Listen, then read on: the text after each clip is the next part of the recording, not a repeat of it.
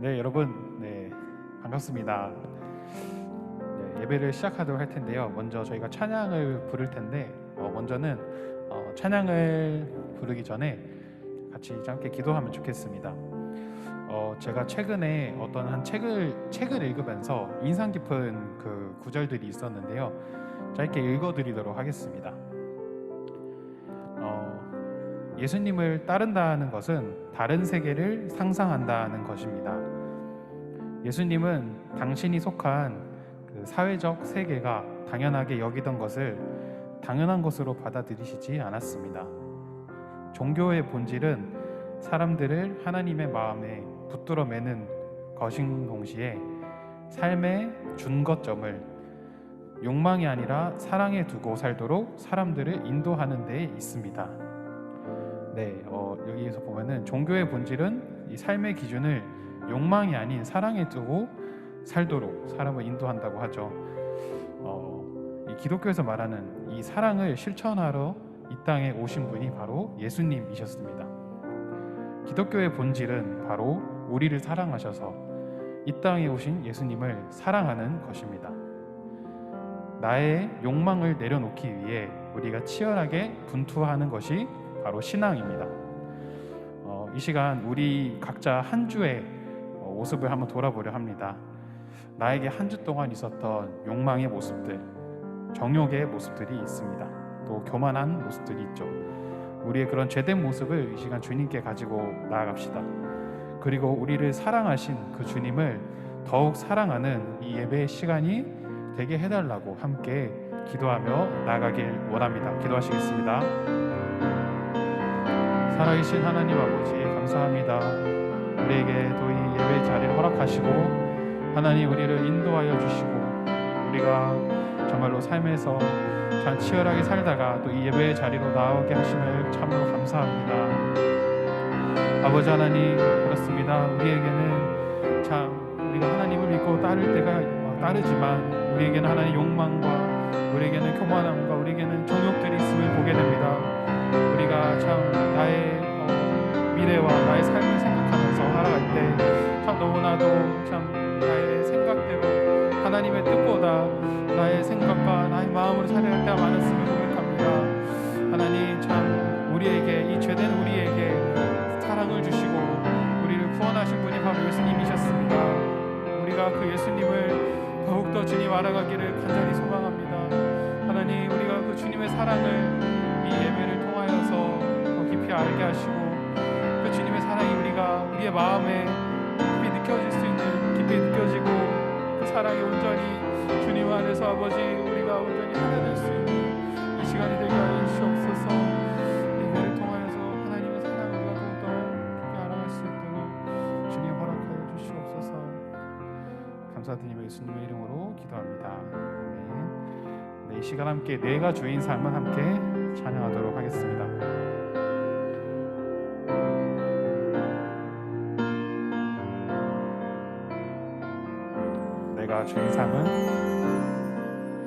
내가 주인 삶은 모든 건 내려놓고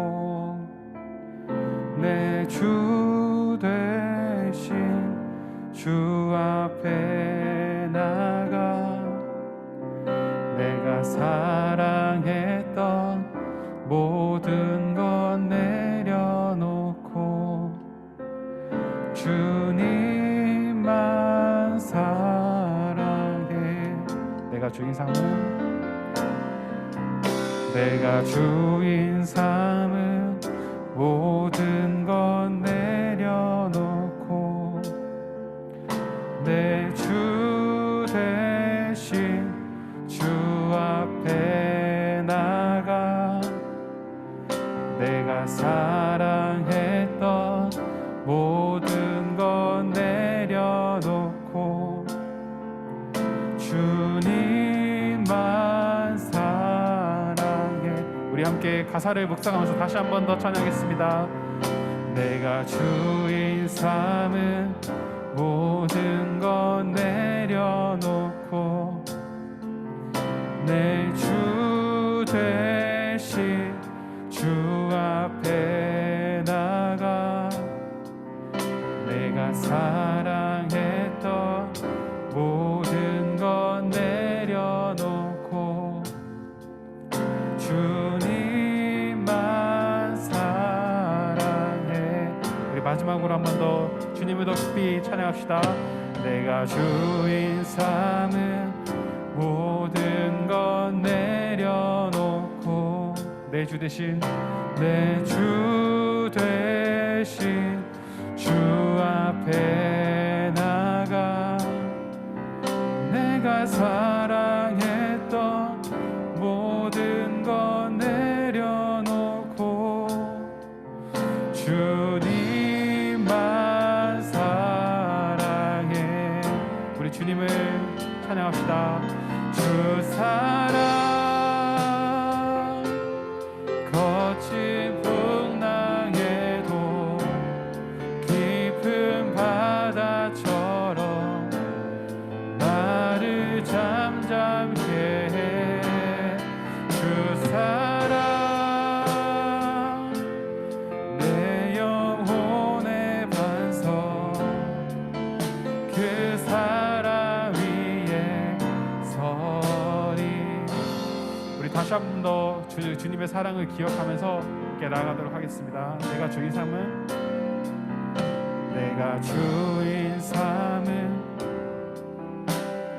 내려놓고 내 주 대신 주 앞에 나가 내가 사랑했던 모든 것 내려놓고 우리 주님을 더 사랑합시다. 주님만 사랑해. 주 사랑 주 사랑 거친 풍랑에도 깊은 바다처럼 나를 잠잠케 해. 주 사랑 내 영혼의 반석 내 영혼의 반석 그 사랑 위에 서리. 우리 목소리 높여서 주 사랑 주 사랑 거친 풍랑에도 깊은 바다처럼 나를 잠잠케 해. 주 사랑 내 영혼의 반석 그 사랑 위에 서리. 우리 다시 한 번 더 주님을 찬양합시다. 주 사랑 거친 풍랑에도 깊은 바다처럼 나를 잠잠케 해. 주 사랑 내 영혼의 반석 내 영혼의 반석 그 사랑 위에 서. 우리 마지막으로 한 번 더 찬양합시다. 주 사랑 주 사랑 거친 풍랑에도 깊은 바다처럼 나를 잠잠케 해. 주 사랑 내 영혼의 반석 그 사랑 위에 서리. 그 사랑 위에 그 사랑 위에 서리. 그 사랑 위에 우리가 서기 원합니다. 그 사랑 위에 서리. 아멘. 우리 주님께 감사와 영광의 박수를 높이 돌립시다. 주님, 우리가 주님을 더욱더 사랑합니다. 주님을 찬양합니다. 아멘. 네, 이 시간은 함께 귀하신 친구 내게 계시니 라는 찬양을 함께 하도록 하겠습니다. 네, 함께 박수 치면서 찬양합시다. 이 시간 주님이 우리의 친구 되심을 우리가 함께 고백하며 나아갑시다. 귀하신 친구, 귀하신 친구 내게 계시니 주 안에 늘 기쁘다. 그 피가 내 죄 씻으셨으니 주 안에 늘 기쁘다. 귀하신 친구 내게 계시니 주 안에 늘 기쁘다. 그 피가 내 죄 씻으셨으니 주 안에 늘 기쁘다. 나 주 안에, 나 주 안에 늘 기쁘다. 나 주 안에 늘 기쁘다. 주 나와 늘 동행하시니 나 주 안에 늘 기쁘다. 네, 우리 함께 손을 뻗으면서 찬양할까요? 둘, 넷. 주님을 함께 찬양합시다. 주 내 짐 대신 지시었으니 나 주 안에 늘 기쁘다. 아멘. 그 생명 버려 나를 구하니 나 주 안에 늘 기쁘다. 나 주 안에, 나 주 안에 늘 기쁘다. 나 주 안에 늘 기쁘다. 주 나와 늘 동행하시니 나 주 안에 늘 기쁘다. 나 주 안에, 나 주 안에 늘 기쁘다. 나 주 안에 늘 기쁘다. 주 나와 늘 동행하시니 나 주 안에 늘 기쁘다. 네, 여러분 마스크를 쓰고 찬양하니까 힘든데요, 그래도 저희 같이 함께 주님을 기쁨으로 찬양합시다.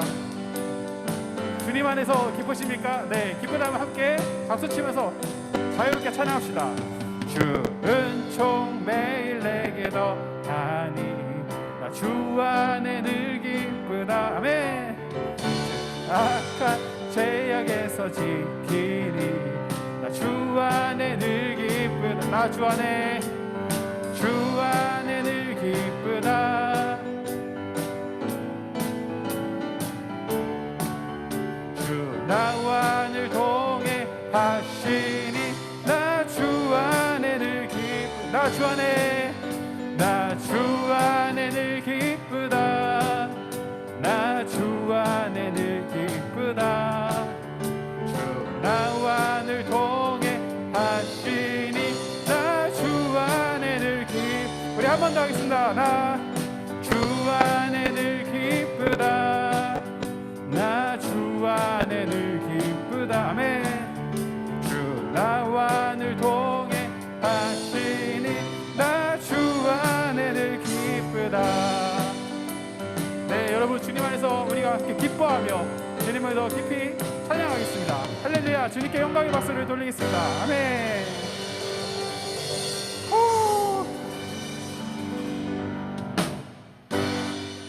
네,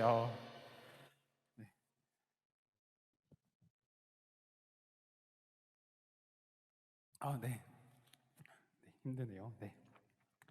그래도 저희 같이 이렇게 마지막으로 주 안에 있는 나에게 이렇게 찬양하면서 예배의 자리로 나아가도록 하겠습니다.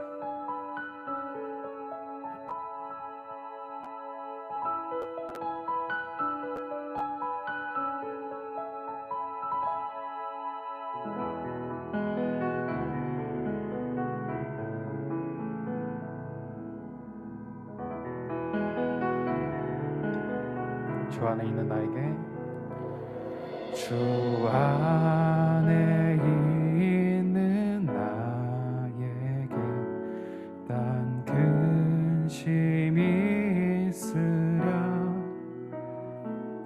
십자가 밑에 나가 내 짐을 풀었네.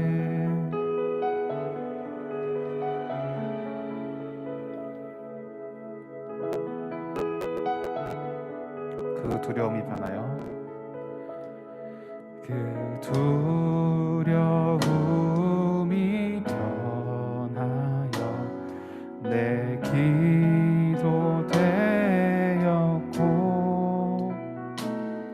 전날의 한숨 전에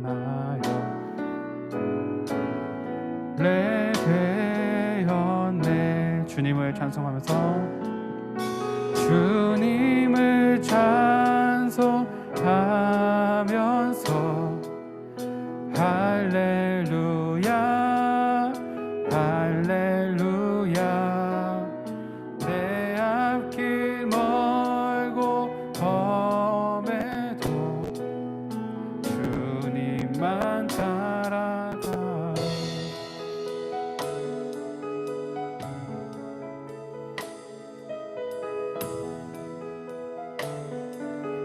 내 주는 자비하셔서 내 주는 자비하셔서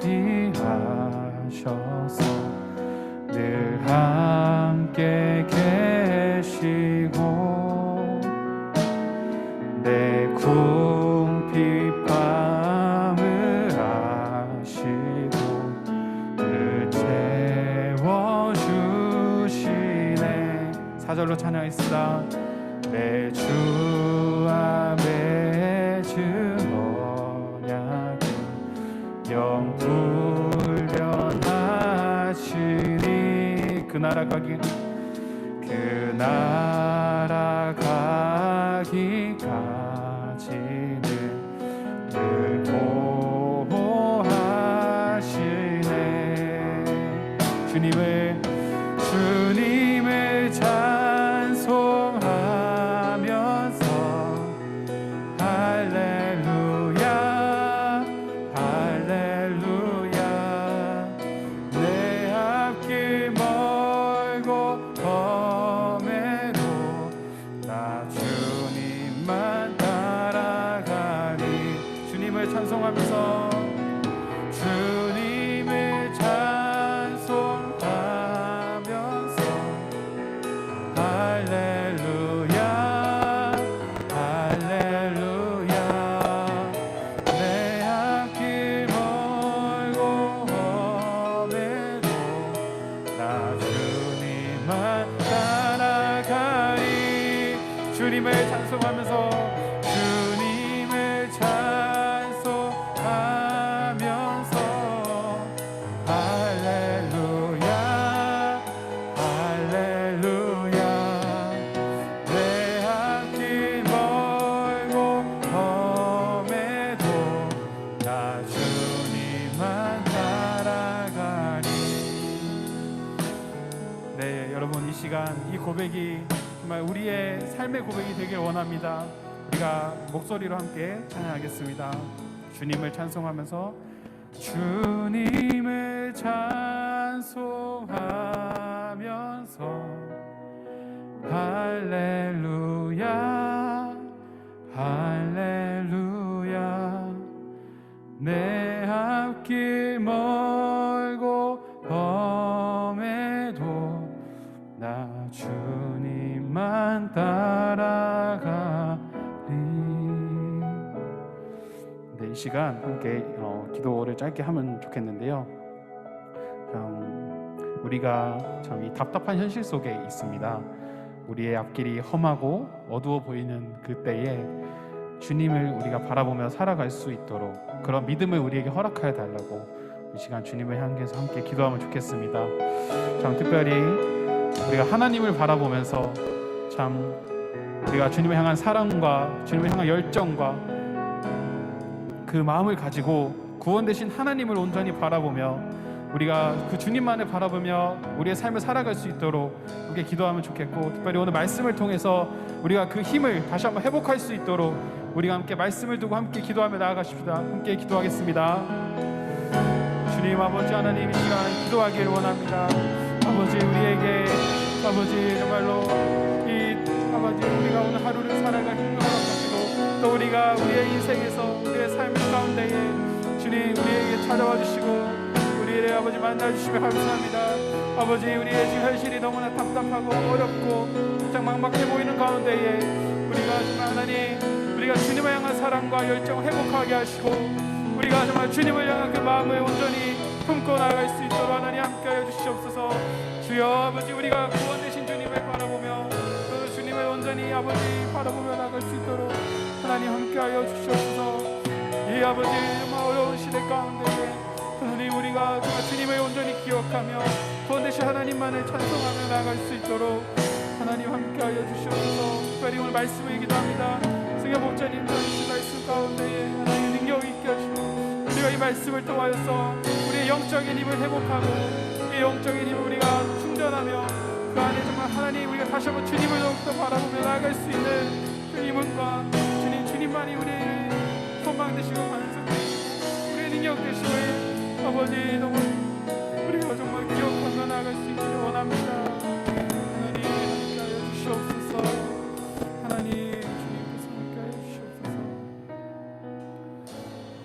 감사드리며 예수님의 이름으로 기도드렸습니다.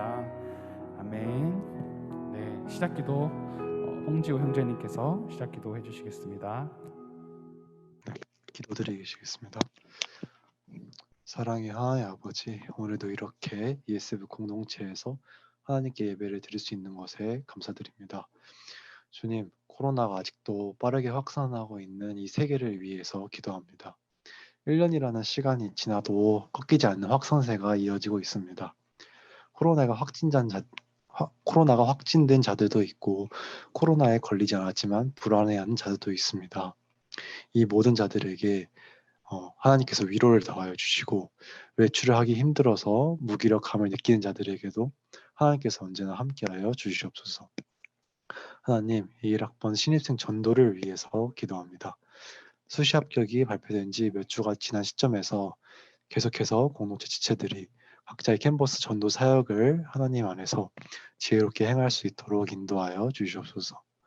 이전 연도들과 다르게 올해는 1, 2월에 이 1학번들과 관계성을 가지는 일정들을 가지려고 합니다. 이러한 새로운 사역에 대해 하나님에게 능력과 지혜를 언제나 기도로 간구하는 저희 공동체 지체들이 될 수 있기를 소망합니다. 그리하여 온라인이든지 오프라인이든지 상황에 개의치 않고 언제나 하나님의 이름을 알리는 일들에 참여할 수 있도록 도와주시옵소서. 마지막으로 예배 말씀을 두고 기도합니다. 오늘 말씀을 전하시는 김승현 목자님의 입술이 하나님의 주관을 받기를 원합니다. 또한 말씀을 듣는 지체들 또한 하나님께서 주시는 말씀임을 언제나 믿으며 나아가는 마음을 주시옵소서. 오로지 하나님만이 영광받는 예배의 시간이 될 수 있도록 저희 개개인의 마음 가운데에 이 시간 임재하여 주시옵소서. 지체들 가운데 은혜가 충만히 있기를 원하며 예수님 이름으로 기도드렸습니다. 아멘.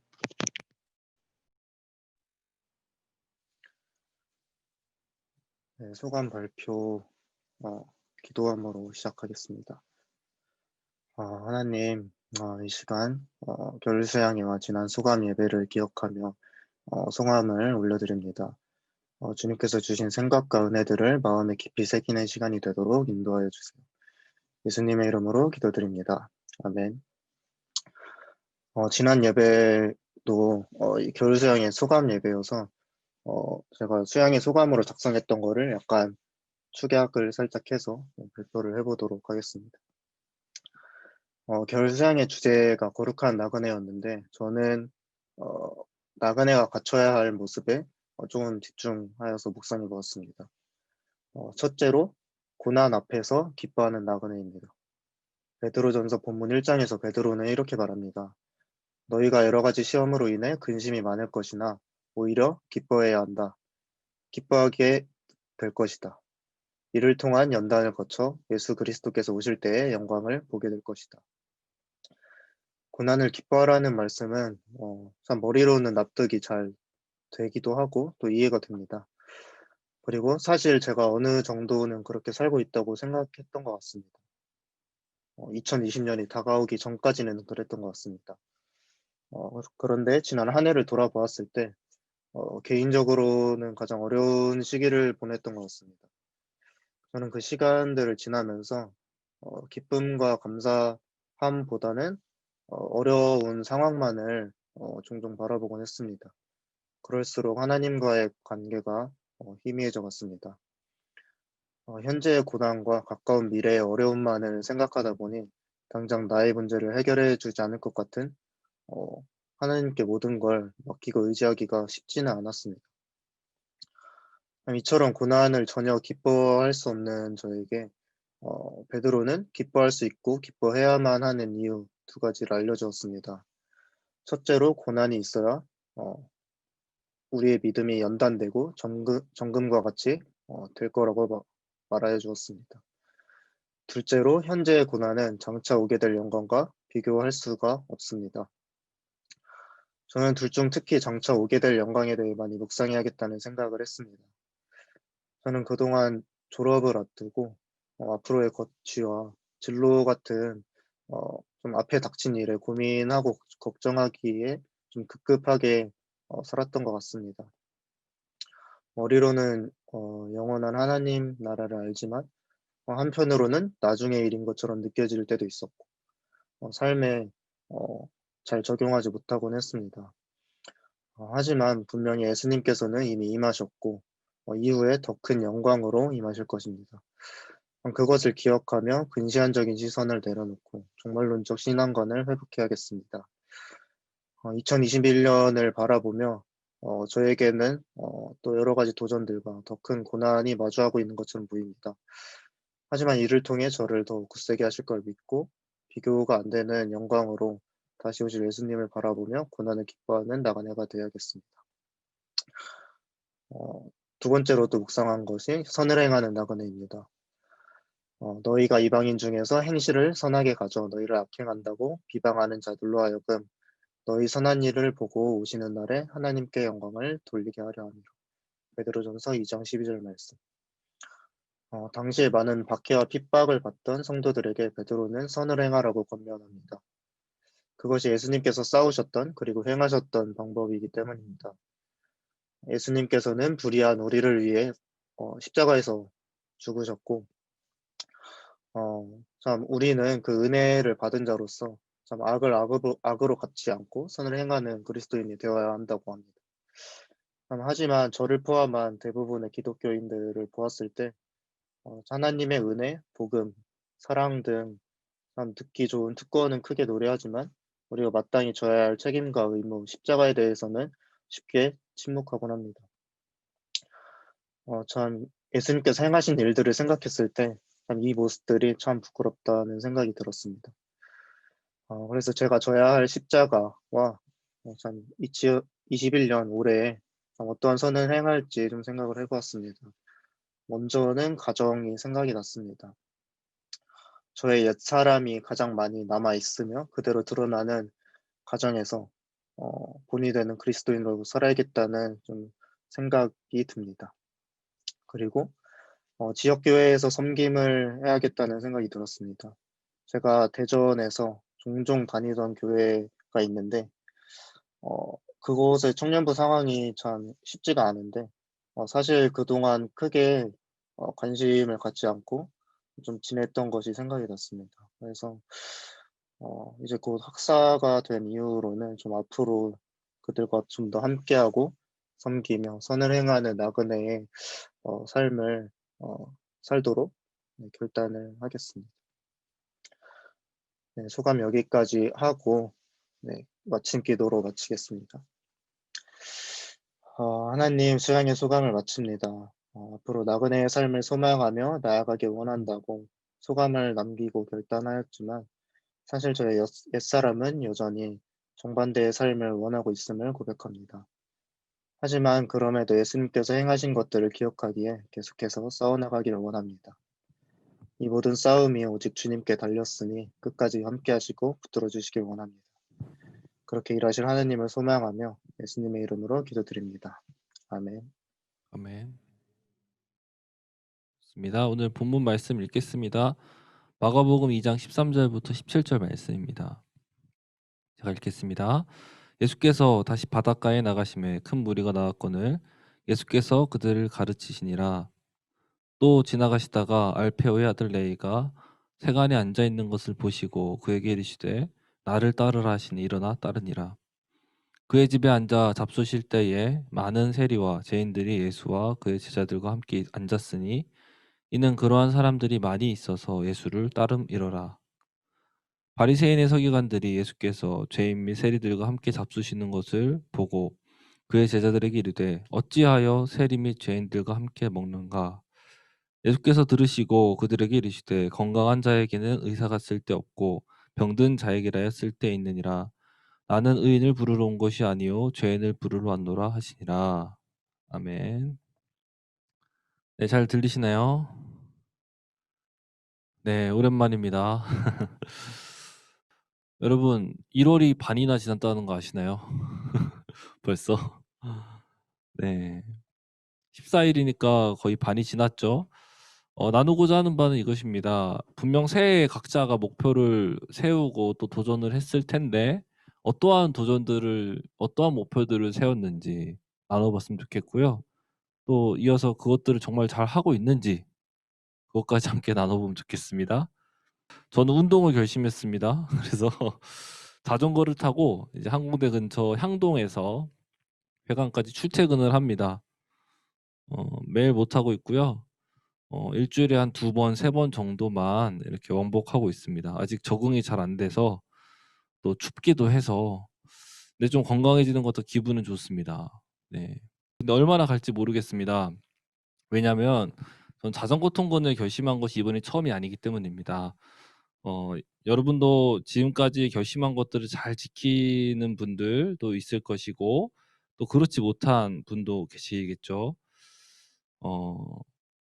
네, 우리가 이 한 달의 반이나 지난 이때 새해 결심을 기억해 보면 깨닫는 것은 아마도 비슷할 것 같습니다. 저와 같이 '아 내가 참 의지가 없구나. 아 참 내가 언젠간 이걸 포기하게 될 것 같다. 난 연약하다. 좀 쉽게 흔들린다.' 뭐 이런 것들을 살짝 느끼게 되는 타이밍이라고 저는 생각해요. 네, 그럴 거라고 믿습니다. 네. 왜 그러냐? 오늘 본문에 등장하는 레위죠. 이 세리인데요. 레위도 레위에게서 이런 모습을 볼 수 있기 때문입니다. 막 지금 오늘 본문에 나타나는 레위는요. 예수님 만나기 전의 레위는 막 견고한 모습이라기보다는 상당히 불안정한 모습이다. 되게 흔들리고 있는 정서를 가지고 있다라는 것을 우리는 먼저 좀 살펴볼 수 있습니다. 한번 살펴보죠. 오늘 본문의 내용은 이제 당시 세리였던 레위를 예수님께서 부르시는 장면입니다. 레위의 마음을 좀 살펴보기 위해서 우리는 먼저 배경을 알 필요가 있는데요. 당시 이제 갈릴리 지역에서 예수님의 인지도는 매우 높아져 있었다는 걸 알 수 있어요. 마가복음 1장 28절 말씀입니다. 예수의 소문이 곧 온 갈릴리 사방에 퍼지더라. 네. 예수님의 이 권위 있는 가르침 그리고 행하신 기적들 이것으로 인해서 예수님의 인지도는 급상승하고 있었습니다. 즉 레위 역시 지금 예수님이 어떠한 분이신지 좋은 분이시다. 수많은 사람들이 예수님을 따른다. 뭐 이런 것들을 이미 알고 있었던 것이죠. 그렇게 충분히 추측이 가능합니다. 13절을 또 보죠. 13절. 예수께서 다시 바닷가에 나가심에 큰 무리가 나왔거늘 예수께서 그들을 가르치시니라. 네, 실제로 지금 레위를 만나러 오는 이 장면에서도 수많은 사람들이 예수님을 따르고 있다. 그런 상황이다는 것을 볼 수 있습니다. 자, 그런데 이렇게 수많은 사람들이 예수님을 추종하고 따르고 있어요. 그런데 레위는 14절을 보면 세간에 앉아 있더라. 앉아 있었다. 이것을 알 수 있죠. 근데 이까지는 그래요. 그럴 수 있어요. 근데 14절을 보면 조금 이상합니다. 14절까지 제가 읽어보겠습니다. 또 지나가시다가 알페오의 아들 레위가 세간에 앉아 있는 것을 보시고 그에게 이르시되 나를 따르라 하시니 일어나 따르니라. 이렇게 기록하죠. 자, 여기서 레위는 예수님께서 나를 따르라 이 한마디에 그대로 순종해서 따라갑니다. 이 저자 마가는요. 여기서 예수님께서 이 따르라 라는 명령어와 레위가 순종했던 모양을 나타내는 따르니라라는 표현을 동일한 동사를 사용해서 표현합니다. 이것은 이 1장의 다른 제자들을 부르실 때와 조금 다른 어떤 수사를 보여주는데요. 즉 마가는 지금 이 저자는 레위가 예수님의 말씀을 기다렸다는 듯이 바로 즉각적으로 그대로 순종했다 이거를 강조해서 보여주고 있는 것이죠. 이러한 정황을 살펴볼 때 우리가 알 수 있는 건요. 세리 레위는 매우 혼란스러웠다. 또 흔들리고 있었다. 그리고 그러한 상태의 레위를 예수님께서 찾아가 부르셨다는 것을 알 수 있는데요. 왜 그렇다면 세리였던 레위가 이렇게 흔들리고 되게 불안정한 상태였는가 2가지 이유를 생각해 볼 수 있습니다. 먼저는 정치적인 이유입니다. 세리는 당시 친로마의 입장이죠. 그런 정치적 노선을 가지고 있습니다. 앞장서서 로마를 위해서 유대인들에게 세금을 징수하는 일을 했었죠. 그런데 예수님의 소문을 가만히 들어보니까 구약에 약속된 메시아인 겁니다. 즉 로마의 압제로부터 유대 민족을 구원할 새로운 왕이시다라는 이야기들이 막 들려요. 그리고 실제로 하시는 일과 또 가르치는 내용을 보아하니 범상치 않습니다. 레이는 친로마적 정치적 입장을 갖지만 동시에 유대인이기도 한 것이죠. 그렇게 셈에 능하잖아요. 세리니까.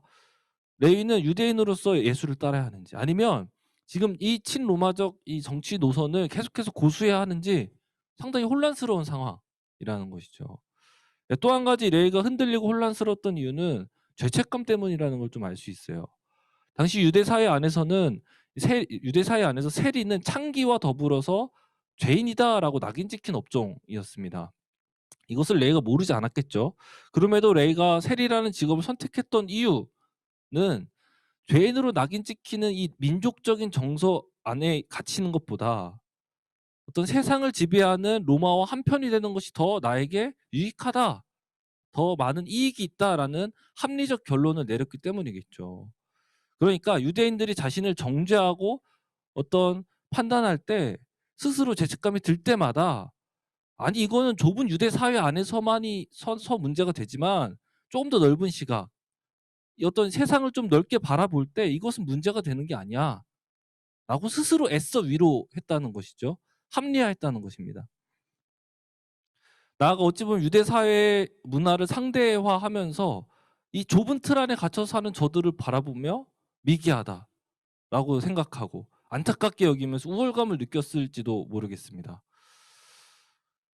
그런데 지금 예수님이 나타난 거예요. 이런 상태에서 예수님이 나타난 거예요. 당시 유대인들은 이 질병과 귀신 들린 일들이 어떤 죄로 인한 결과라고 인식했었죠.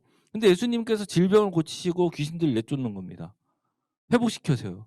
그러니까 이 죄 문제들 지금 해결하고 계신 거죠. 이런 것들을 보고 들으면서 레이는 애써 합리화하던 나의 어떤 죄의 문제에 대해서 깊이 고민해 보게 됐겠죠. 인식하게 됐겠죠.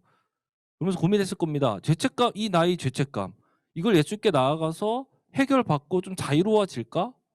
라는 마음과 동시에 합리적 사고를 계속 견지하면서 죄책감을 다시 한번 억누르는 거죠. 그래서 세리의 자를 그냥 고수해야 되나? 이 두 가지 마음이 계속해서 혼란스럽게 왔다 갔다 흔들리고 있었다는 것을 우리는 생각해 볼 수 있습니다. 레이는 정리해 보자면 지금 세간에 앉아 있지만 정치적인 이유 혹은 애써 지어오던 죄의 문제들 이것들로 인해서 흔들리고 혼란스럽고 계속되는 의심, 고민 이것이 가득한 상태였다라는 것을 우리는 알 수 있는 거죠. 네, 오늘 말씀 제목이 뭐죠?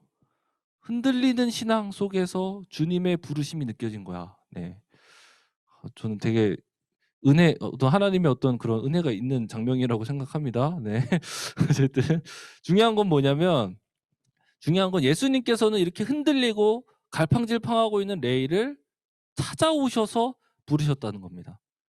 놀랍게도 고민하고 갈팡질팡하던 레이는 이 부르심에 뒤도 안 돌아보고 순종하죠. 어째서 이렇게 된 걸까? 왜 따를 수밖에 없었을까? 그것은요, 아이러니하게도 예수님의 이 부르심은 전혀 합리적이지 않은, 이해할 수 없는 그런 부르심이었기 때문에 세리였던 레이는 예수님을 따랐다는 것을 우리는 알 수 있습니다. 잘 생각해 보세요, 여러분.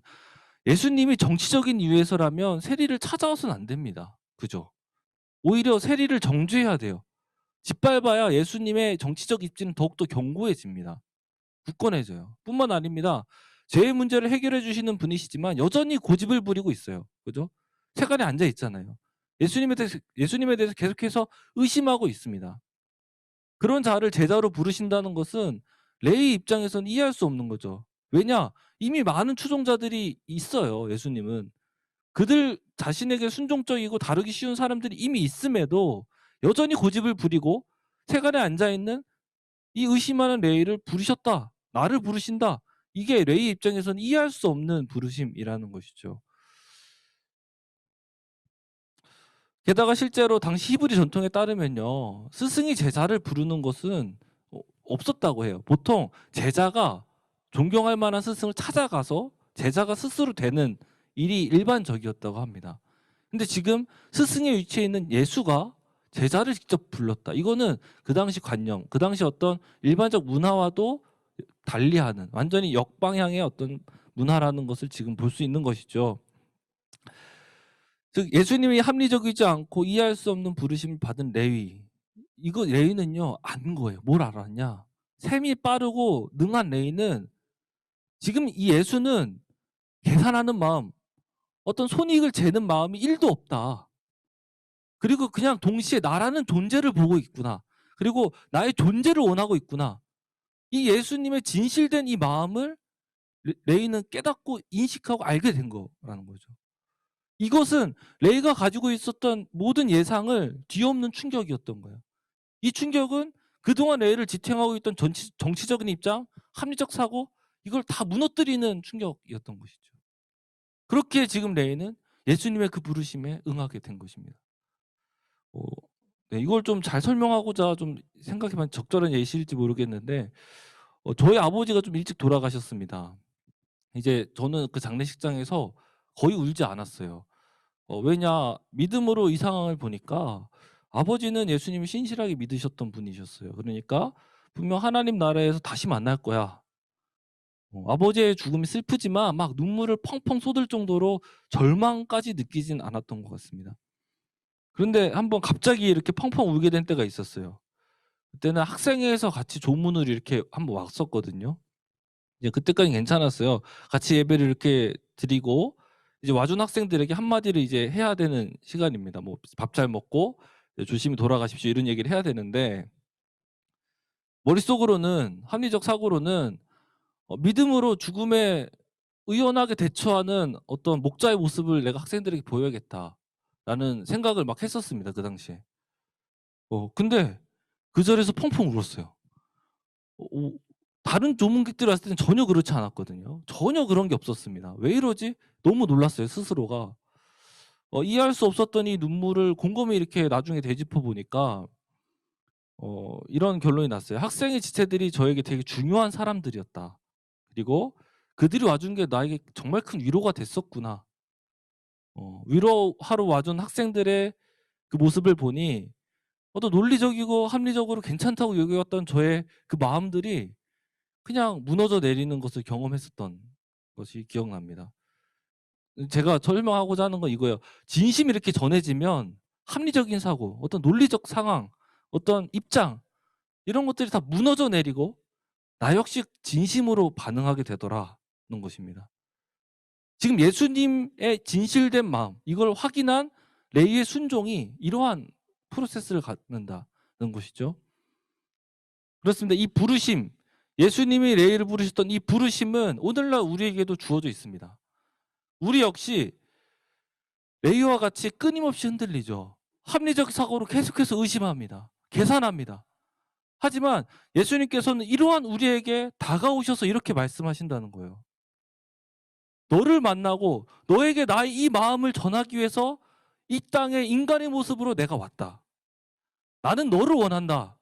나는 너의 존재를 원한다. 단지 그것뿐이다. 그러니 나와 함께 하자. 그렇습니다. 합리적으로 이해할 수 없는 부르심. 이것이 지금 저와 여러분에게 이미 주어져 있다는 것이죠. 여러분 중요한 건요. 우리의 이 신앙이라는 것이 이 부르심, 이 부르심이 기반이 되어야 된다는 것입니다. 이 이해할 수 없는 부르심이 신앙의 시작이 되어야 된다는 것이죠. 이게 되게 중요해요. 그런데 자칫 우리는 저부터도 이 신앙을 내가 선택했다. 내가 어떤 조건이 되고 자격이 되어서 예수님을 따르고 있고 부름받았다 라고 여기고는 합니다.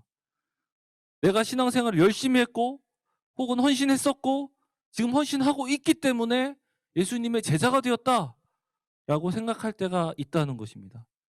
그렇지 않습니다, 여러분. 여러분, 불완전한 인간의 의지가 기반이 되는 신앙은 성경에서 가르치는 신앙이 아닙니다. 이러한 신앙은 나의 의지가 꺾이는 상황, 나의 마음, 내 감정이 달라지는 상황이 되게 되면 식어버리고 형식화되어 버리고 무너져 버리는 게, 다시 말하면 내가 신앙을 가질 수 있는 조건이 되어서 신앙을 갖는 조건의 어떤 신앙, 조건부 신앙이 되어버리는 것입니다.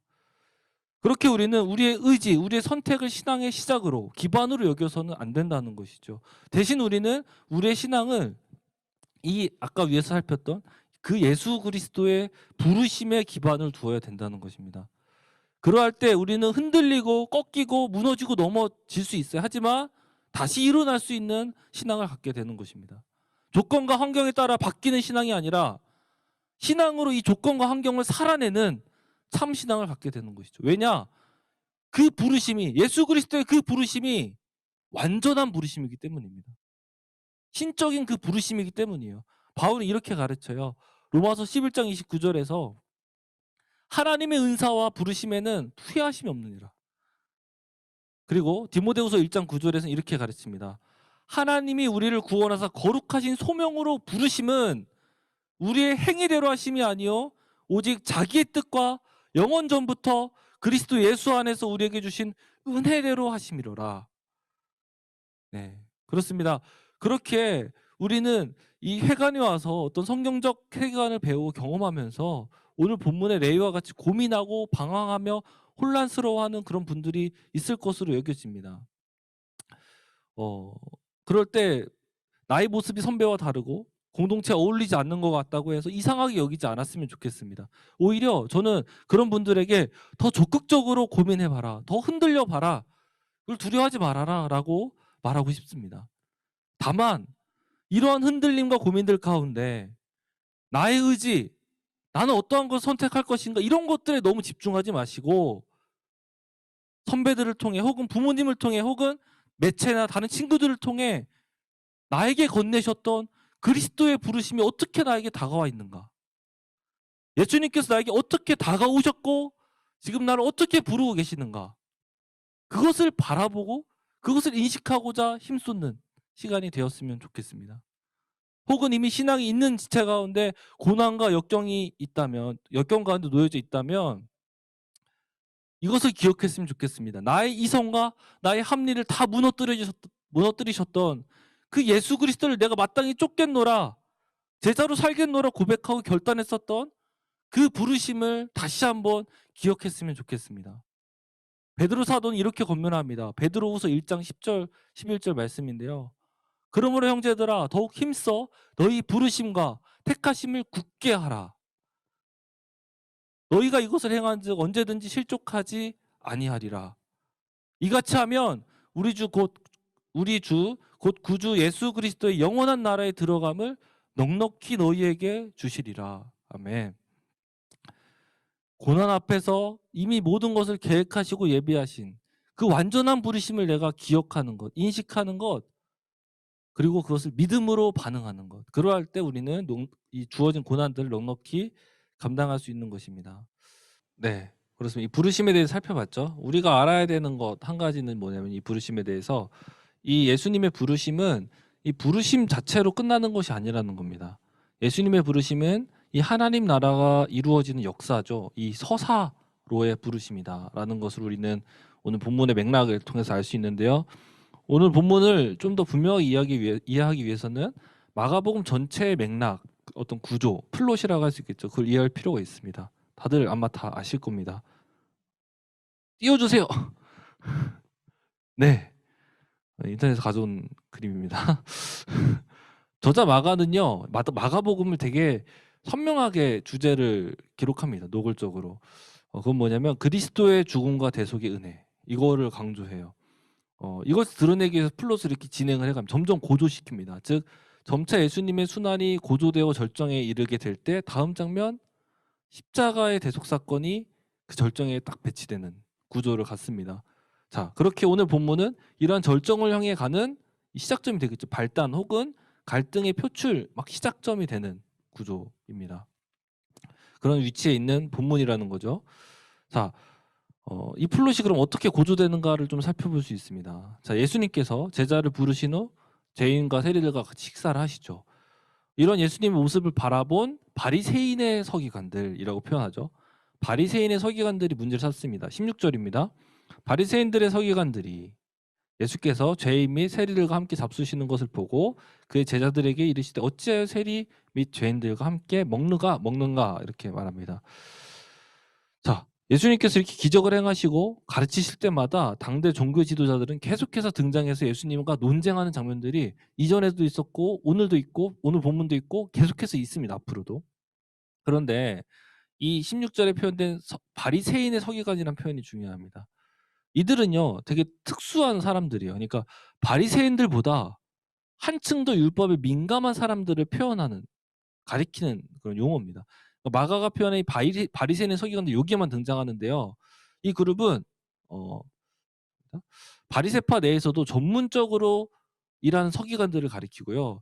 이들은 일반적인 바리새인들보다 더 높은 기준을 가지고 있어요. 그래서 율법을 어떻게 하면 좀 더 정확하게 지킬까? 더 준수할까? 이런 것들을 만들어가는 데 관심을 갖고 있는 율법 전문가들이다라고 볼 수 있습니다. 자, 그런데 그러니까 오늘 본문에 이 바리새인의 서기관들이 등장하는 거죠. 근데 오늘 본문 이후에는요. 이 종교 지도자를 등장시킬 때마다 이 바리새인들, 서기관들 두 그룹을 같이 등장시킨다거나 혹은 바리새인들만 등장시킵니다. 자, 그러니까 무슨 말이냐면 율법 준수에 가장 예민한 그룹을 예수님의 사역의 초기에 등장시켜요. 그리고 점차 하나님 나라가 확장되고 예수님 사역이 진행될수록 더 분명하게 하나님 나라가 도래할수록 점점 더 그 적대 세력, 예수님을 적대하는 세력들이 더 강력해지고 더 보편화되고 기득권 전체의 세력으로 확장되는 것을 보여주고 있다는 것이죠. 뿐만 아니라 오늘 본문에서 예수님을 견제하고 적대하는 세력이 그의 제자들에게 일렀다고 얘기해요. 그죠? 근데 이후에 이런 갈등의 상황에서는 보다 직접적으로 예수님께 직접 문제를 제기하게 되고요. 노골적으로 배척하는 자세를 취하게 되고 결국엔 잡아 죽이기를 음모하고 결국엔 잡아 죽이게 되죠. 십자가에 죽이잖아요. 그렇습니다. 다시 말하자면 오늘 본문에 나타난 부르심은요. 그냥 부르심으로 끝이 아니라는 거예요. 단편적인 부르심이 아니라는 거예요. 이것은 고조되는 고난의 자리, 점차 더 실제적이고 더 무거운 십자가를 향해 가는 시작점으로의 부르심이라는 거죠. 실제로 이 부르심을 받은 제자들은요. 이후에 예수님과 함께 많은 고난을 겪습니다. 또 많은 승리도 맛봅니다. 이러한 서사, 이 예수님과 함께하는 서사, 하나님 나라의 서사 가운데의 부르심, 이 오늘 본문의 부르심이라는 겁니다. 네. 이거 동일하겠죠. 우리의 부르심도. 우리는 근데 자주 부름받았다라는 것으로 어떤 신비한 능력이 나에게 딱 임해가지고 그것으로 인해서 나는 완전한 신앙이 되었다. 그런 삶을 살아야만 한다. 라고 오해할 때가 있다는 거예요. 그렇지 않아요, 여러분. 우리는요, 예수님과 함께 성공도 하고요, 실패도 경험해야 돼요. 그러면서 우리는 성장해 가는 겁니다. 여러분, 군인들이 오하진 들어와 있나? 군인들이 훈련소에 들어가면 군인이라는 신분을 갖게 돼요. 군인이에요, 그때부터. 근데 군인답게 행동하기 위해서는 훈련의 과정을 거쳐야 돼요. 실전도 치러야 되고 한계의 상황을 마주하고 극복해 가면서 정신력과 체력이 길러질 때 군인다워지는 것이죠. 군인다워짐의 서사가 있어야 되는 거예요. 그죠? 자녀가 태어나요. 자녀예요. 자녀는 맞아요. 근데 갓 태어난 아이가 장성한 분량이 이르기까지 서사가 있다라는 거예요. 걷기를 배우면서 넘어지고 뛰는 즐거움을 맛봐야 되고요. 두발 자전거를 타면서 넘어지기도 하고 그 속도감을 즐기는 쾌감도 느껴봐야 되는 거죠. 친구들과 싸우고 화해도 해야 되는 것이고 사춘기를 거쳐야 되는 그 서사가 있고 난 후에 장성한 분량에 이르는 겁니다. 그 과정이 서사이고 그 과정이 필요한 거예요. 제가 하고자 하는 말은 그리스도인으로 살아간다는 것, 이거는 평생에 걸친 성장의 과정이라는 겁니다. 그 서사를 거치는 것은 이상한 일이 아니고 자연스러운 일이고 필요한 일이라는 것이죠. 이렇게 성장해가는 과정에서 어려움이 따르는 것, 각 서사에 따라 같은 믿음을 가졌어도 다른 반응을 하게 된다는 것을 우리는 알 수 있죠. 아무것도 혼자 힘으로 감당할 수는 없는 어린아이의 수준에서는 우는 것밖에 하는 게 없어요. 울 수밖에 없어요. 그럼 다 해결이 됩니다. 근데 하지만 장성의 분량에 이를수록 선과 악을 분별해야 되고요, 깨어서 감당해야 되는 문제들에 놓여지게 됩니다. 타의에 의한 헌신과 썩어짐으로 감당하는 십자가에서 점차 자발적인 헌신과 썩어짐으로 감당해야 되는 높은 차원의 십자가를 마주하게 된다는 것입니다. 이렇게 성장해 간다는 거예요. 그게 자연스러운 거라는 거죠. 그렇게 중요한 건 뭐냐?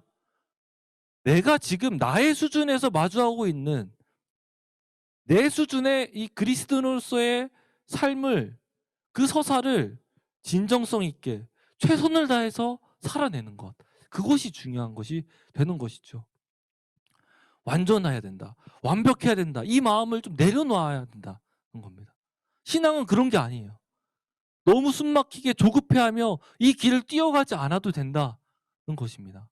사실 저부터도 이 길을 뛰어야만 한다는 압박, 어떤 앞장서서 달려가야 된다, 뛰어가야만 한다는 강박이 가득했던 사람입니다. 얼마나 심했냐면요. 실제 간사 1년차 때 선배 목사님이, 제 목사님이셨던 분인데 저에게 진심으로 조언하기로 사역 생각을 조금만 덜 해라. 그만하고 집에서 게임 일 좀 해라. 이런 조언을 저에게 하셨었어요.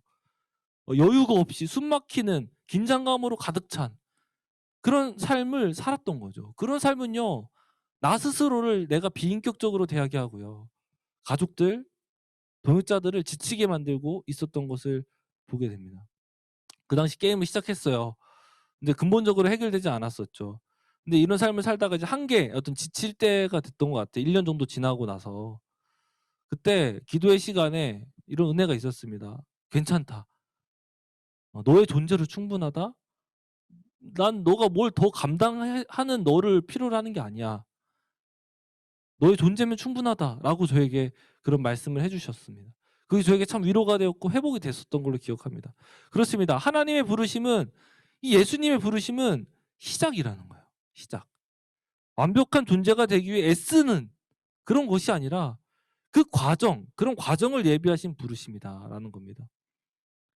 그러니까 성장에 대한 어떤 강박적인 자세를 취하는 것이 아니라 오히려 반대가 되겠죠. 성장을 기대하는 거, 소망하는 거, 그리고 과정을 그냥 누리는 거, 즐거워하는 자세를 갖는 거, 이게 필요하다는 생각이 듭니다.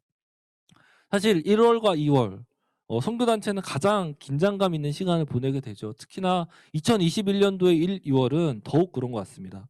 왜냐? 만날 수가 없잖아요. 양들을. 온라인으로 양들을 초청하고 전도하는 과정을 준비해야 한다는 게 되게 부담이 되고 막막하게 느껴집니다. 그렇게 손을 대기 두렵고 되게 머뭇거리게 되는 것 같아요. 저부터도. 근데 여러분에게 이 시기에 좀 권하기는, 어떤 엄청난 일을 준비하고 또 그 전도와 어떤 이 초청, 이 사역을 내가 멋지게 해내야 된다. 이런 어떤 압박과 긴장으로부터 좀 벗어나면 좋겠다는 생각이 듭니다. 하나님은요, 각 개인에게, 여러분에게, 저에게, 또 각 캠퍼스 공동체에, 또 우리 서대문 ESF를 부르셨어요. 그리고 성장시키고 계신 거예요.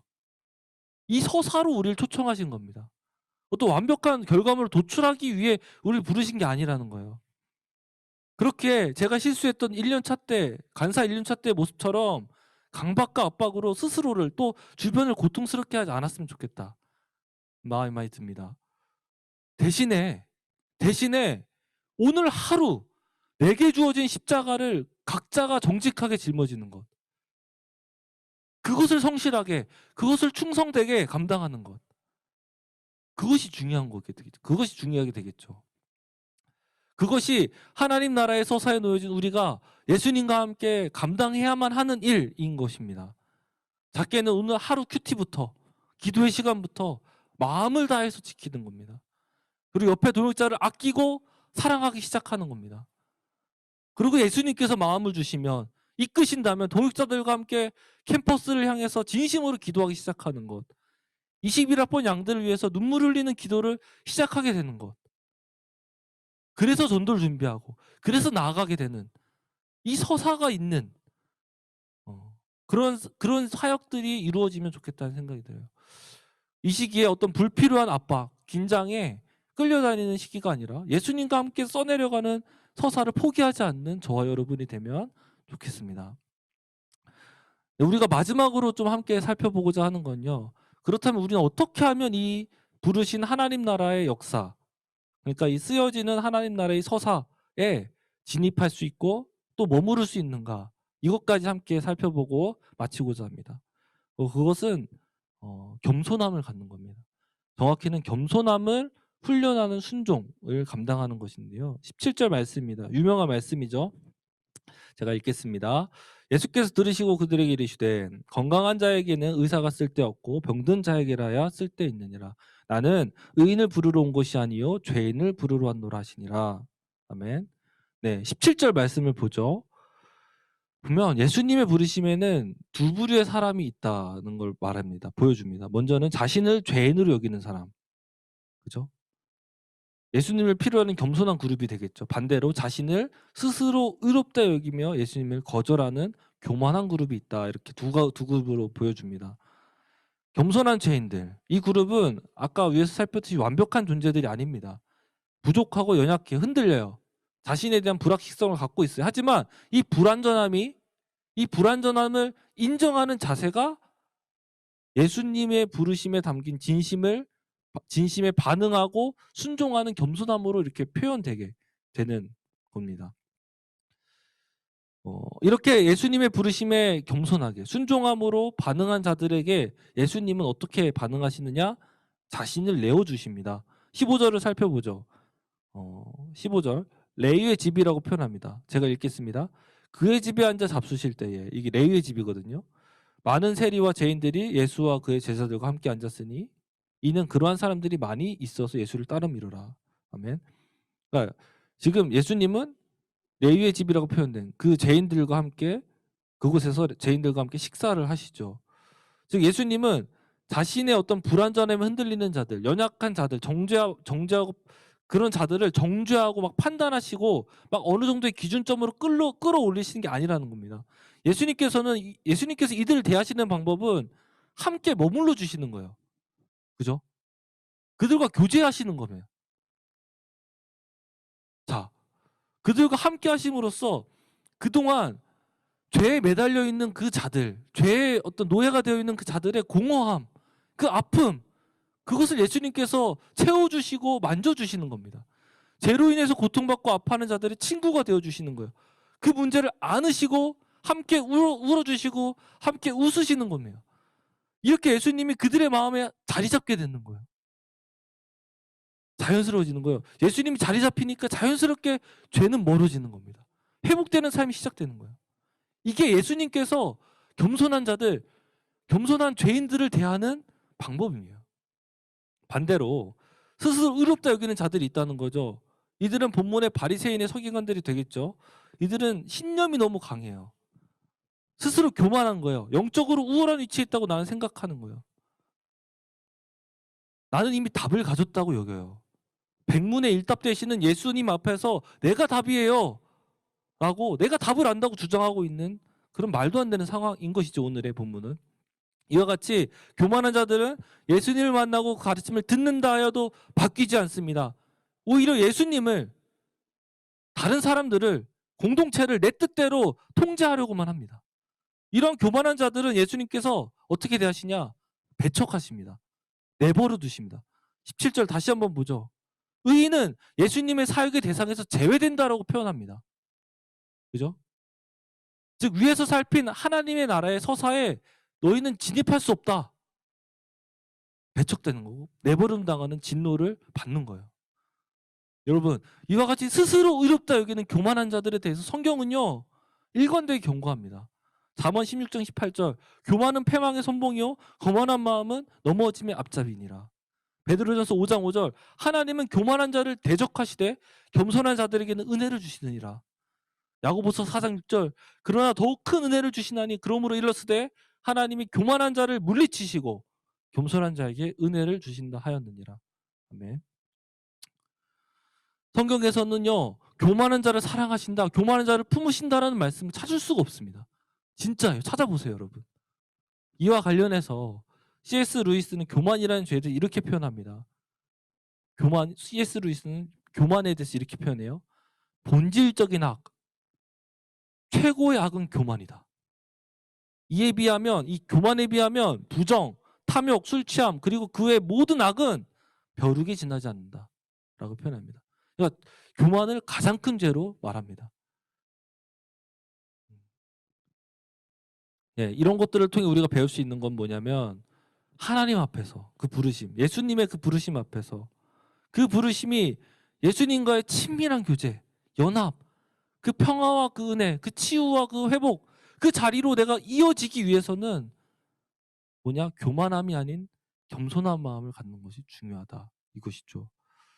중요한 것은 그렇다면 뭐냐? 그럼 난 어떻게 해야 되냐? 이거죠. 어떻게 해야 나는 교만함을 버릴 수 있느냐? 어떻게 해야 나는 겸손한 마음을 가질 수 있느냐? 난 겸손한데? 이것을 신앙의 선배들은 배워야 한다라고 가르쳐요, 우리에게. 겸손은 배워야 되는 거다라고 가르칩니다. 제가 좀 긴 글인데요. 제가 그 계신 분 중에 한 분에게 읽어봐라 할래다가 제가 읽겠습니다. 그냥. 네. 토마스 캠피스 그리스도의 본받아, 이거 목사님들 지금 책 세미나하고 있는데 이 책에서 이렇게 말해요. 교만에 대해서, 겸손에 대해서 이렇게 가르칩니다. 제가 읽겠습니다. 천천히 읽을게요. 좀 따라오면서 생각하면서 읽어주세요. 네. 만물을 무에서부터 창조하신 전능자요. 이거 다시 할게요. 그리스도가 이렇게 말씀하신다고 생각하고 들으면 될 것 같습니다. 보시면 될 것 같아요. 만물을 무에서부터 창조한 전능자요, 지극히 높은 자인 나도 너를 위해 겸손히 사람에게 복종했는데 진토여 무에 불과한 네가 하나님을 위해 사람에게 순복한다고 해서 그것이 대단한 일이겠느냐.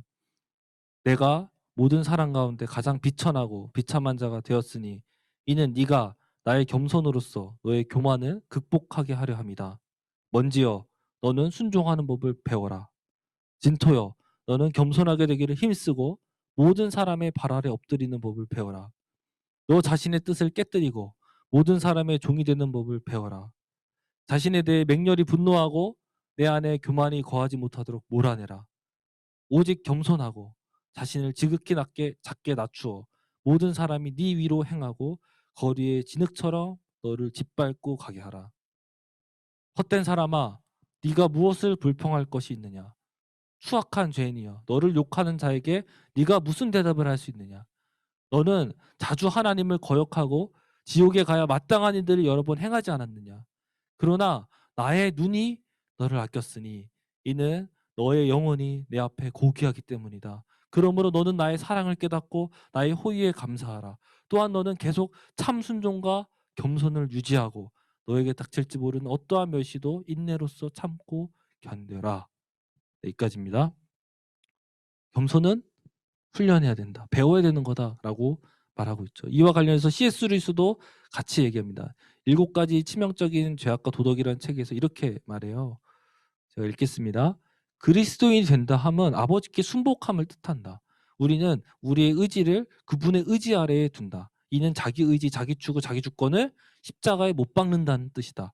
우리의 배우자, 직장 상사, 아버지, 어머니에 대한 순종이, 이들에 대한 순종이 우리를 하나님으로부터 갈라놓는 교만을 꺾는 작은 단계이다. 네. 여러분 이해가 되시죠?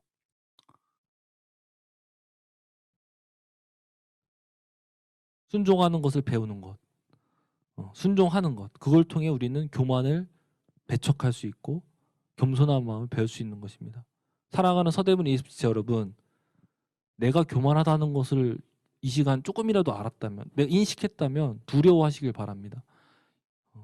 그리고 적극적으로 이 가르침을 받길 바랍니다. 순종함으로 겸손한 마음을 배우는 것. 우리에게 허락하신 공적인 권위를 가진 자들이 있어요. 각자에게, 우리 한 사람 한 사람에게. 누구들이, 어떤 분들이냐면 부모님들, 그리고 교수님, 일에게 착생이라면, 그리고 국가의 행정명령 같은 것이 될 것이고, 또 공동체에 속한 자라면 공동체 리더와 목자님들 이 될 겁니다. 그런 공적인 리더들이 있어요. 그들의 뜻이 명확한 죄, 악이 아니라면 여러분 순종하십시오. 나를 부인하고 낮아지기에 힘쓰십시오. 그걸 통해서 우리는요 교만함을 밀어낼 수 있어요. 그 과정을 통해서 우리는 겸손한 마음을 배울 수 있습니다. 그것이 가르침입니다, 성경에. 그런 것을 배우는 저와 여러분이 되면 좋겠습니다. 저도 노력하겠습니다. 말씀 한 구절 읽고 이제 슬슬 마치려고 하는데요. 베드로서 5장 6절 말씀입니다. 그러므로 하나님의 능하신 손 아래에서 겸손하라. 때가 되면 너희를 높이시리라. 아멘. 높아지기 위해 겸손한 말은 절대 아닙니다. 하지만 성경은 우리가 이 겸손한 삶을 계속해서 살 때 그 겸손함으로 누군가를 책임지는 거, 그 겸손함으로 누군가를 다스리는 자리를 허락하실 거야 라고 약속하는 것입니다. 네, 오늘 말씀은 이것으로 마치겠는데요. 정리를 한번 하고 마치겠습니다. 내용이 좀 많았어서 우리의 신앙의 기반과 시작은 우리의 의지와 선택이 아닌 것이죠. 예수님의 부르심, 신적 그 부르심에 있다고 배웠습니다. 우리의 조건, 우리의 자격이 기반되지 않는 거예요. 다 이해할 수 없는, 하지만 완전한 하나님의 섭리가 기반이 되는 그 부르심. 그렇게 우리는 안전할 수 있다라고 배웠습니다. 그리고 이 부르심은 하나님 나라의 역사가 쓰여지는 서사로의 부르심이다라고 배웠죠. 그렇기 때문에 성장의 과정을 이해해야 한다는 것도 우리는 살펴봤습니다. 완전해지는 것이 아니라 일평생 우리는 성장해 간다 이것이죠. 마지막으로 이 성장의 과정, 이 서사 가운데 우리가 계속해서 놓여지기 위해서는 교만함을 버려야 된다. 그리고 순종을 통해서 겸손함을 배워야 한다는 것까지 우리는 살필 수 있었습니다. 네, 저와 여러분 모두 하나님께 배척받아서 꺾이고 어떤 유기되는 그런 존재가 아니라 정말 예수님과 연합하는 어떤 그 가운데 주어지는 생명, 평안을 누리는 삶이 되기를 소망하고 또 축복합니다. 네, 이 시간은 같이 찬양 한 곡을 하고 들은 말씀을 놓고 기도하는 시간을 좀 가지고자 합니다. 3번 정도 같이 기도할 건데요. 네, 편하신 자리에서 편하게 기도하시면 될 것 같습니다. 나의 부르심 같이 찬양하죠.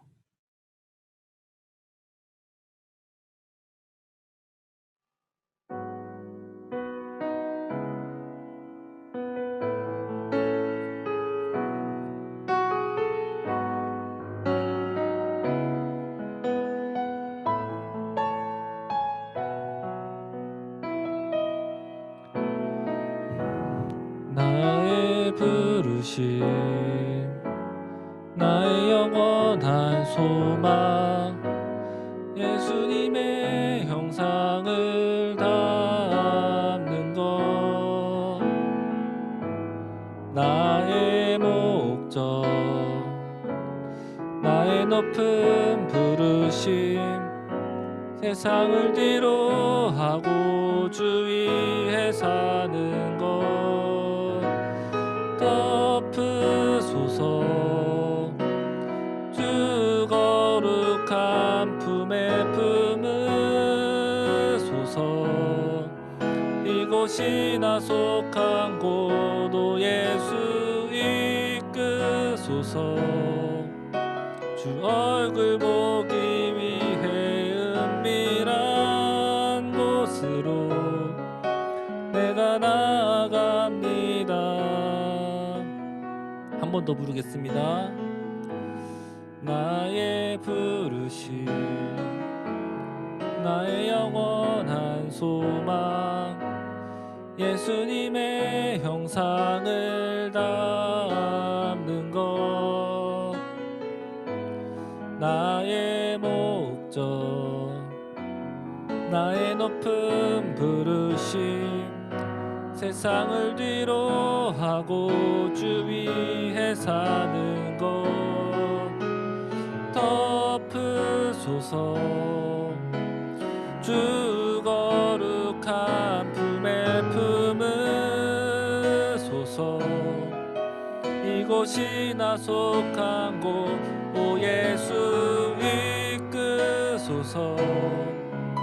주 얼굴 보기 위해 은밀한 곳으로 내가 나아갑니다.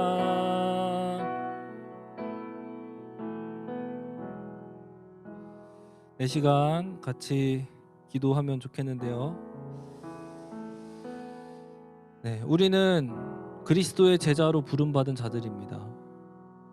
우리는 이 부르심을 잊게 될 때 불완전한 나의 의지와 상황과 환경을 의지하게 됩니다. 혹은 나의 감정을 의지하게 되겠죠. 이 시간 함께 기도하기는 어떤 나의 어떠함이 아닌 거룩하고 완전하신 주님의 부르심 가운데 그 후회하지 않으신다고 약속하신 그 부르심 안에 나의 삶이 세워지길 바란다고 고백하며 기도했으면 좋겠습니다. 특별히 예수께서 나를 부르셨다는 부르심에 대한 확신을 내게 허락해달라고, 그리고 하나님의 부르심이 어떤 유한하고 또는 불완전한 것이 아닌 변할 수 없는 완전한 약속임을 믿는 믿음을 내게 달라고 같이 기도하면 좋겠습니다. 이 시간 같이 기도하도록 하겠습니다. 기도하시겠습니다. 살아계신 하나님 아버지, 참 많이 지치고 힘든 상황 가운데 아버지 하나님을 주라 고백하고 참으로 주님께로 나아가는 것이 참 쉽지 않음을 고백합니다. 하나님, 참으로 이 부르심을 다시 한번 회복하며 참으로 이 부르심 앞에 내가 서야 함을 다시 한번 고백하며 하나님, 이렇게 가르쳐 주심에 감사합니다. 아버지 하나님, 참으로 이해할 수 없는 주님의 그 부르심 앞에 참으로 내가 놓여져 있음을 참으로 감격할 수 있는 진실된 마음을 내게 허락하여 주셔서 참으로 성령의 충만한 가운데 일들을 감당케 하여 주셔서 하나님, 내가 주님의 부르심에 합한 삶, 참으로 주님의 부름받은 자로서 참으로 당당하고 참으로 그것으로 말미암아 내가 살아날 수 있는 아버지 그런 삶이 되기를 원합니다. 오 성령 하나님, 붙잡아 주시옵소서. 아버지, 함께 이 말씀을 듣는 세들 가운데 하나님 이미 우리들을 부르셨음을 믿습니다. 주여, 이들 가운데 하나님 은혜를 더하여 주셔서 하나님 더욱더 확신으로 이 부르심 가운데 거하게 하시고 하나님, 참으로 이 완전한 그 부르심 앞에 아버지 요동치 아니하고 참으로 기쁨과 기대와 소망으로 가득 채워진 삶을 살 수 있도록 도와주시고 인도해 주시옵소서. 아버지 하나님, 주님의 능력 가운데 하나님 참으로 그 변하지 않는 안전한 신실하신 그 믿으신 가운데 하나님 우리가 서기를 소망합니다. 주여, 그 안에 우리가 자유케 되기를 원합니다. 반석되시는 주님 앞에 우리가 서고 주여, 그 안에 나의 삶이 설계되고 하나님 그것으로 말미암아 내가 자유케 되는 하나님의 온전한 마음으로 찬양하는 역사가 우리 가운데 있게 하여 주시옵소서. 하나님, 흔들리고 참으로 방황하는 자들이 있습니까? 주여, 그들 가운데 진실된 마음 더하여 주셔서 하나님 주님을 바라보게 하시고 나의 의지와 나의 세계에 갇히지 않고 나의 관념에 갇히지 않고 아버지 말씀하시는 성령의 음성, 참으로 전하시는 그 예수 그리스도의 복음을 아버지 온전히 듣는 역사, 그것 가운데 반응하는 역사가 충만히 있을 수 있도록 하나님 성령으로 역사해 주시고 인도해 주시옵소서. 아버지 하나님, 우리 공동체 하나님께서 부르셨사오니 주여, 그 가운데 합당한 자로 나아갈 수 있도록 아버지 하나님 이끌어 주시고 부족하지 않을 수 있도록 도와주시옵소서.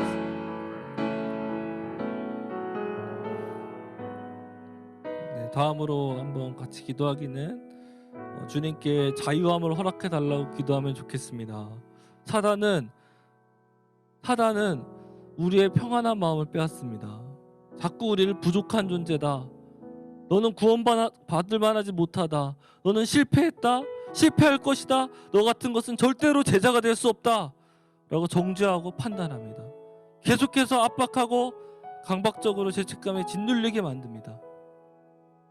로마서 8장 1에서 2절 말씀, 그러므로 이제 그리스도 예수 안에 있는 자에게는 결코 정죄함이 없나니 이는 그리스도 예수 안에 있는 생명의 성령의 법이 죄와 사망의 법에서 너를 해방하였습니다.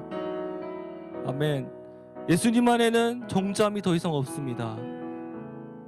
내가 무엇을 잘해서가 아니라 예수께서 이루신 그 일을 우리의 것으로 칭해 주시기 때문입니다. 같이 기도하기는 주님, 제가 성령의 충만함으로 자유케 되기를 원합니다. 사단의 거짓된 속삭임이 아닌 살아계신 하나님 아버지 음성을 그 성령을 통해 허락하여 주시옵소서 라고 기도하면 좋겠습니다. 이 시간 같이 자유케 되기를 간구하며 기도하도록 하겠습니다. 기도하시겠습니다. 성령 하나님, 참으로 죄악의 굴레 가운데 참으로 자격이 없다고 말하는 아버지 나의 자아와 이 사단의 속삭임 가운데 놓여져 있음을 고백합니다. 하나님, 참으로 이 죄책감과 하나님 무뎌지는 나의 양심 가운데 참으로 주님께 유기되고 멀어질까봐 너무나 두렵습니다.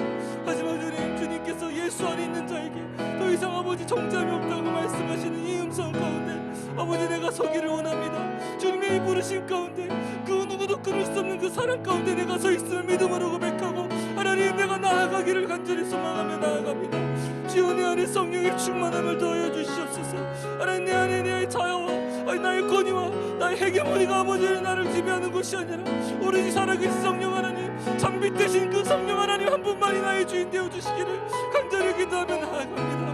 하나님, 그것으로 말미암아 내가 자유케 되어지고 그 음성 가운데 있는 생명을 맛보기를 원하고 그 음성 가운데 있는 참빛을 내가 보기를 소망합니다. 하나님, 참으로 나를 죽이고 나를 아버지를 자적케 하며 절망케 하는 어둠의 것들로부터 하나님 자유케 될 수 있도록 붙잡아 주시고 인도해 주시옵소서. 하나님, 우리 공동체를 위기도 합니다. 우리 공동체가 성령이 충만한 공동체 되기를 원합니다. 성령이 충만한 아버지 제자 공동체가 되기를 원합니다. 하나님, 그래야 정말 이 어떠한 세상에 이 틈타지 못하는 세상의 어떠한 세력과 어떠한 문화와 어떠한 아버지 하나님 상대적인 그 문화들이 틈타지 못하는 그런 공동체가 되기를 원합니다. 진리 되신 그 하나님의 예수 그리스도의 머리 되심이 아버지 이 공동체가 선포되기를 원하고, 하나님 그것으로 말미암아 참된 자유함과 평안이 안전함이 이 공동체 가운데 있기를 원하오니, 주여 성령으로 충만히 역사해 주시고 아버지 성령으로 인도하여 주시옵소서. 하나님, 우리가 자유케 되기를 원합니다. 하나님, 우리가 이 세상에 주는 자유가 아니라 하나님 나라에 있는 그 참된 자유와 평안을 맛보기를 원합니다. 세상에 줄 수 없는 평안이 그 안에 있다 하신 주님, 우리가 옷을 사모하며 나아가 우리의 간구를 들어주시고, 하나님 우리 가운데 성령의 특별한 은혜, 정말 특별한 은총을 우리 가운데 허락하여 주시옵소서. 하나님, 그것을 우리가 자유케 될 수 있도록 인도해 주시기 바랍니다. 이 시간 마지막으로 함께 마음 모아서 기도하기 원하는 것은 우리 세상을 위해서 좀 기도하면 좋겠습니다. 특별히 기도하기 원하는 것은, 저는 이 며칠 정인이 사건을 좀 보면서 참 억장이 무너지고 마음이 너무 아팠습니다. 사실 정인이 사건은, 정인이의 일은 드러난 것뿐이지 지금 이 시간에도 동일한 어떤 그러한 고통을 당하고 있을 아이들이 많이 있다는 생각이 듭니다. 사망의 그늘에 앉아 고통에 매여 신음하는 가정이 많이 있다고 여겨집니다. 우리 정죄하고 판단하는 것을 좀 넘어서서 정말 같이 한 마음으로 기도하면 좋겠는 것은요, 이 시대의 가정들을 놓고 기도하면 좋겠습니다. 참 무너지고 더 이상 손 쓸 수 없을 것 같은 이 가정들이 너무나 많습니다. 같이 기도하기는 좀 불쌍히 여겨달라고, 제발 좀 회복시켜달라고 이 시간 같이 간절하게 이 시대를 놓고 같이 기도하면 좋겠습니다. 같이 기도하시겠습니다.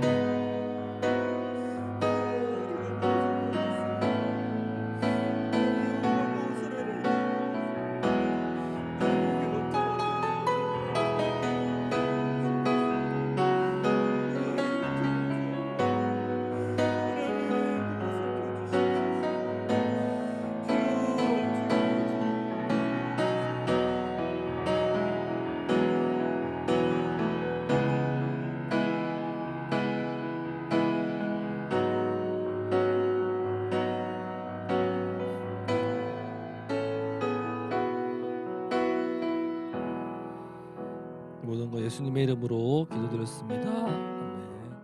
네, 1월 둘째 주 광고 시작하겠습니다. 네, 예배에 오신 여러분들을 모두 환영합니다.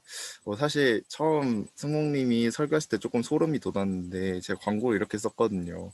네, 벌써 1월에 절반이 지나가고 있어요. 네, 그래서 새해를 시작하면서 다잡았던 마음들이 흐트러지진 않았는지, 결단했던 마음들이 무뎌지지 않았는지 스스로 돌아보는 삶의 자리가 되기를 기도하겠습니다. 오늘 그리고 특별히 제 캠퍼스라서 이야기하는 건 아니고요. 네, 새로 자리한 20학번 친구가 있어요. 네, 그래서 이름은 조태인 형제님이고요. 우리 함께 채팅으로 좀 반겨주는 시간이 되었으면 좋겠습니다. 저도 쳐야지. 네, 감사합니다. 홍대 20학번이에요.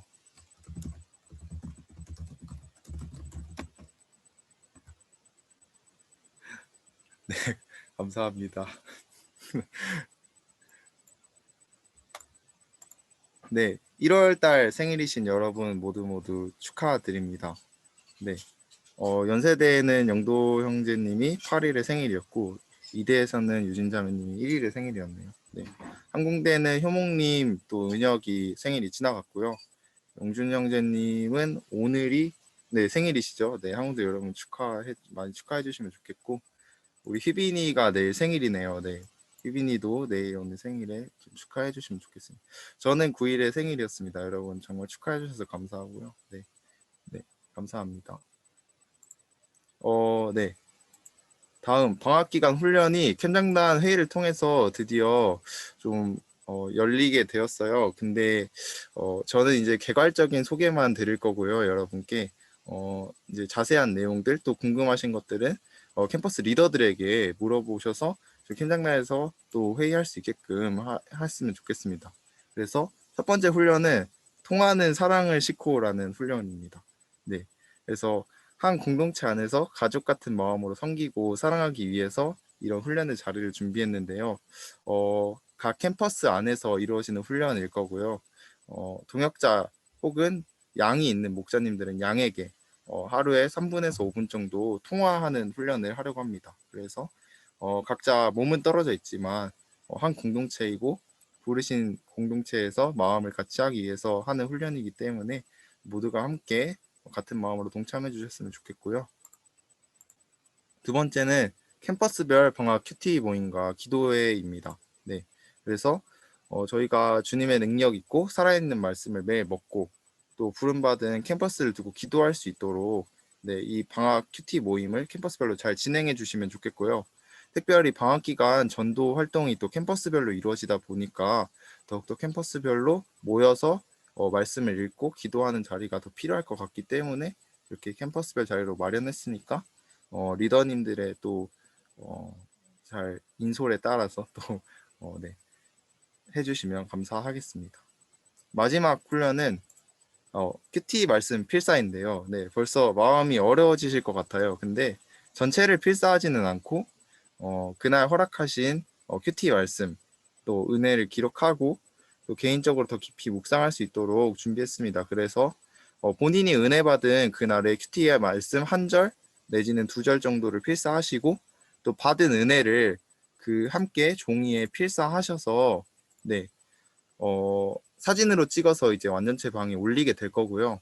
네, 올려주신 것들은 저희 캠장단이 각자 모아서 개강하는 날에 네, 필사 모음집을 만들려고 하니까 네, 캠퍼스 안에서 잘 훈련 큐티 모임도 하시고 필사 훈련도 하셨으면 좋겠습니다.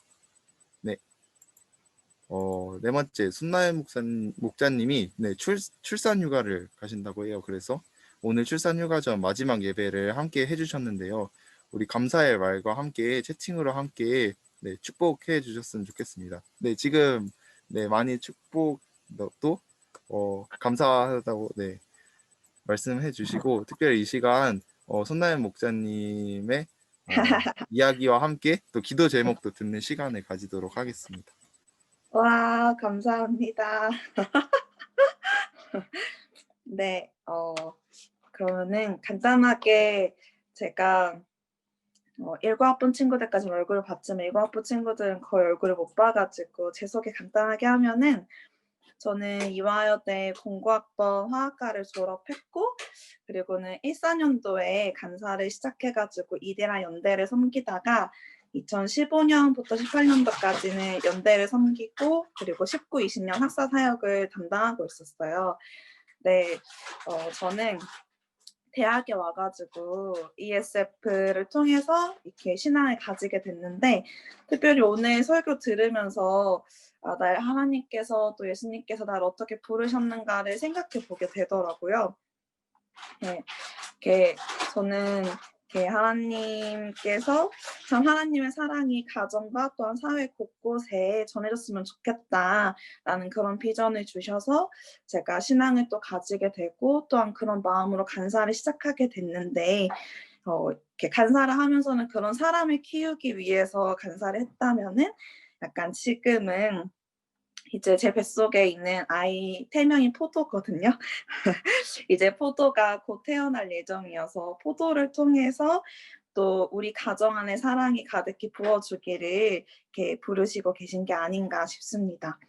그래서 2월 8일 출산 예정이고, 네, 예쁜 딸이 태어났으면 좋겠네요.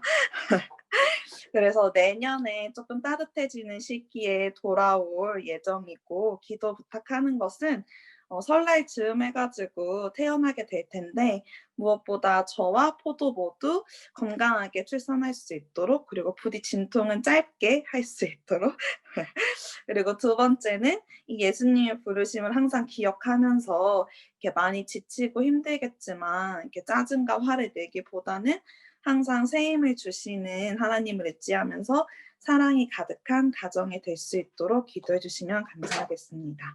네, 저도 올해 학생 사역을 위해서 기도할게요. 감사합니다. 네, 감사합니다. 네, 여러분, 네. 이렇게 나몽님이 네, 기도 제목과 함께 네, 채팅에도 기도 제목이 올라왔는데요. 우리 이 시간 나몽님을 위해서 함께 기도하는 시간을 가졌으면 좋겠습니다. 제가 기도 제목을 읽어드리면 나몽님과 포도 모두 건강하게 태어나길, 또 진통은 짧게 하길, 그래서 건강한 모습으로 손날 목사님을 내년 따뜻해질 쯤에 네, 만나기를, 또 두 번째로는 새 힘을 주시는 하나님을 의지하며 사랑의 가정이 될 수 있도록 우리 이 시간 나몽님을 위해서 함께 기도하고 또 승목님께서 마침 기도해 주시겠습니다. 다 함께 기도하겠습니다.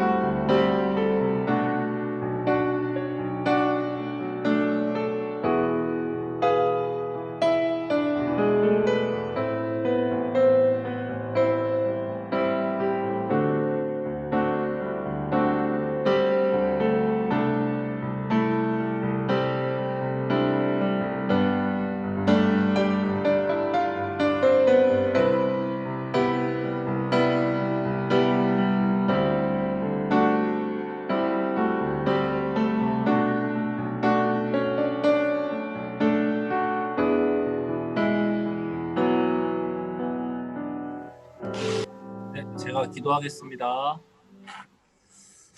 살아계신 아버지 하나님 참 감사합니다. 이렇게 이 나연 목자님 가정에 새 생명 포도를 허락하여 주심에 참 감사합니다.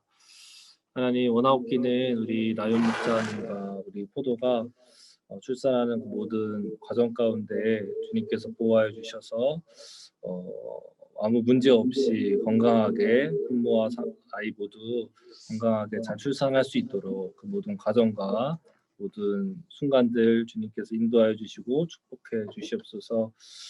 특별히 이 포도를 허락하셨는데 이 포도를 통하여서 이 나의 목사님 가정 가운데 더욱 하나님의 사랑이 넘치고 또 기쁨과 화평이 넘치는 그런 은혜가 있기를 간절히 기도합니다.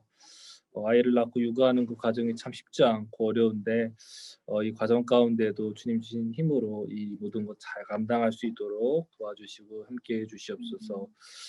참 떨어져 있는 시간이 길어질 텐데 그럼에도 함께 서로 중보함으로 이 공동체와 함께 할 수 있도록 마음도 주님 허락하여 주시옵소서.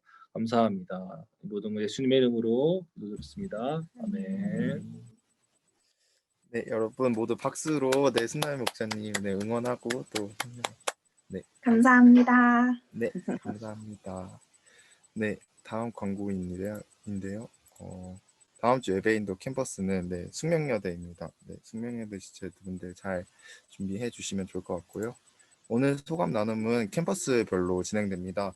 그런데 이제 심화 제자반으로서 제자 인턴십을 진행한 지체들은 따로 모여서 소감 나눔이 진행된다고 하니까 참고해 주시고요.